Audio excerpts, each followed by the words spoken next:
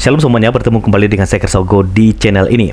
Di kesempatan ini saya akan mengajak kita menanggapi satu video dari Gus Baha, seorang yang sangat terpandang di kalangan muslim karena dia adalah seorang ustadz yang juga punya pemahaman yang dalam soal kitabnya.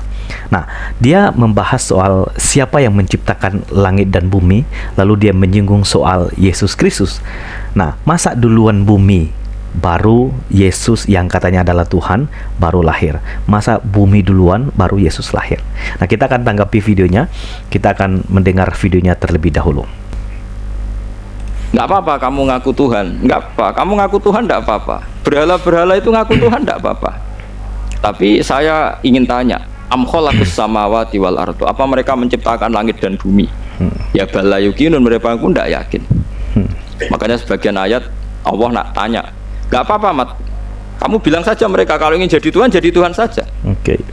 Qul ara'aitum ma tad'una min dunillahi aruni madza khalaqu minal ardi am lahum syirkun fis samawat. Nggak apa-apa kamu katakan mereka itu Tuhan, tapi buktikan prestasi mereka apa. Mana yang diciptakan berhala, mana yang diciptakan Isa, mana yang diciptakan Yesus. Nggak apa-apa Yesus Tuhan, nggak apa-apa, tapi buktikan dia lahir di mana. Jangan-jangan sudah lahir di bumi. Masa yang dituhani sama Tuhannya terlambat? Bumi ada dulu, Tuhannya datang kemudian. Yang bener aja kan gitu. Ya kan aneh kan, mereka bilang Yesus itu Tuhan tapi lahirnya di bumi, lalu Tuhannya itu pas bumi ada itu Tuhannya nuhankan siapa? Kan terlambat kan Tuhannya datangnya kan, dulu makhluknya baru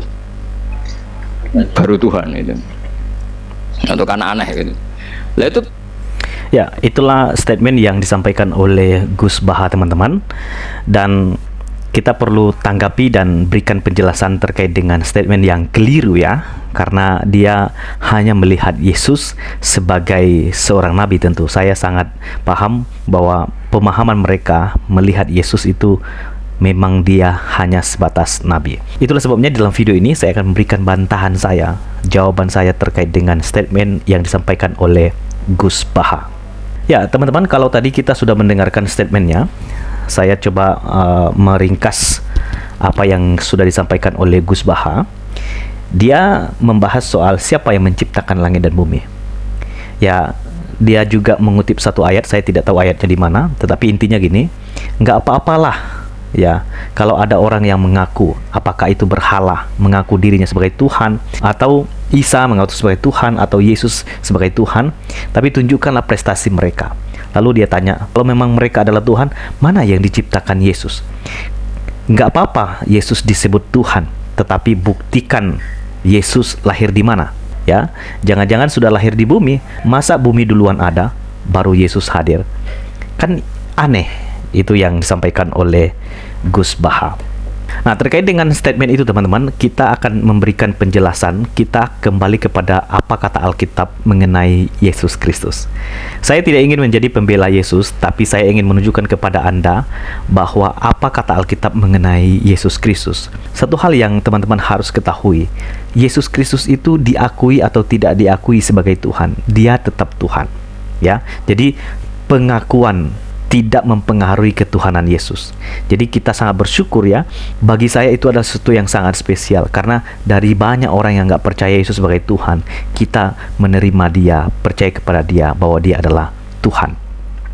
Mari kita lihat ayat Alkitab ya, yang sangat terkenal, yang ditulis di dalam Kolose pasal 1 ayat yang ke-15 sampai 17. Ia adalah gambar Allah yang tidak kelihatan. Di sini ia adalah Yesus. Dia adalah gambar Allah yang tidak kelihatan. Nah, kata gambar Allah ini sangat lekat dengan perkataan di dalam Kejadian mengenai baiklah kita menciptakan manusia segambar dan serupa dengan kita. Kata gambar Allah di sini disampaikan bahwa Yesus itu adalah gambar Allah yang tidak kelihatan. Jadi sangat melekat dengan gambar Allah itu sendiri. Dan di situ dikatakan Yesus adalah gambar Allah yang tidak kelihatan, yang sulung. Yang sulung ini tidak berarti ada yang kemudian, bukan.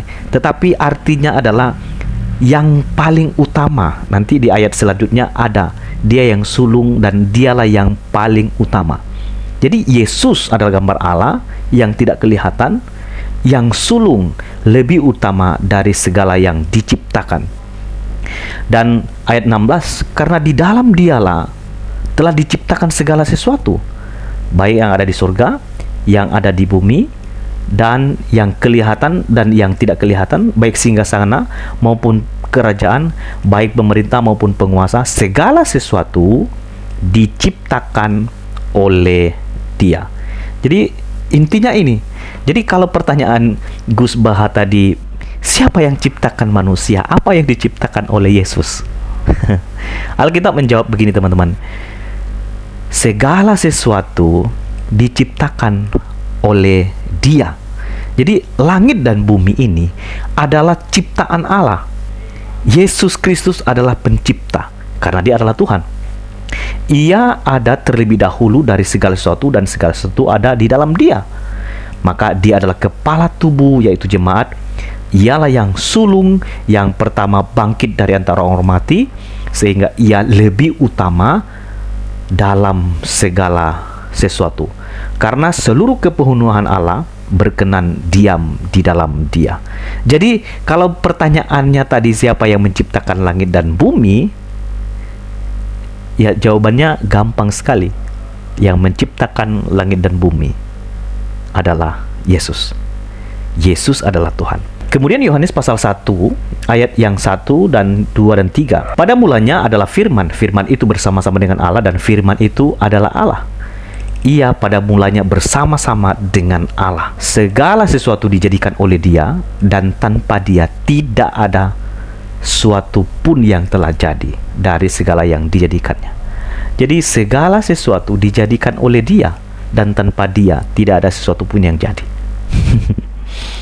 Jadi ketika Alkitab memberikan penjelasan ini bahwa Yesus adalah pencipta, ya kalau Dia adalah pencipta, itu artinya apa? Yesus adalah Tuhan.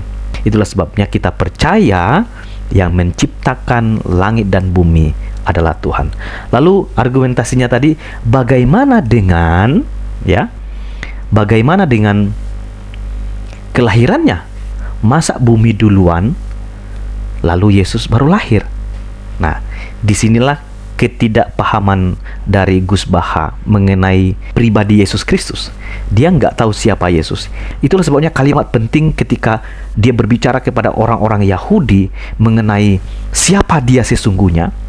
Yesus mengatakan, sebelum Abraham ada, aku telah ada.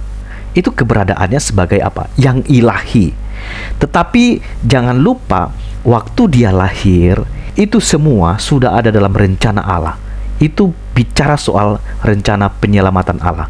Jadi ketika Yesus lahir, itu adalah bagian penggenapan dari apa yang sudah dinubuatkan di dalam perjanjian lama mengenai Kristus yang akan hadir untuk menebus dan menyelamatkan manusia yang sudah berdosa. Itulah sebabnya Yesus harus lahir. Nah, kelahiran Yesus itu tidak menggugurkan keberadaannya sebagai Allah yang ilahi.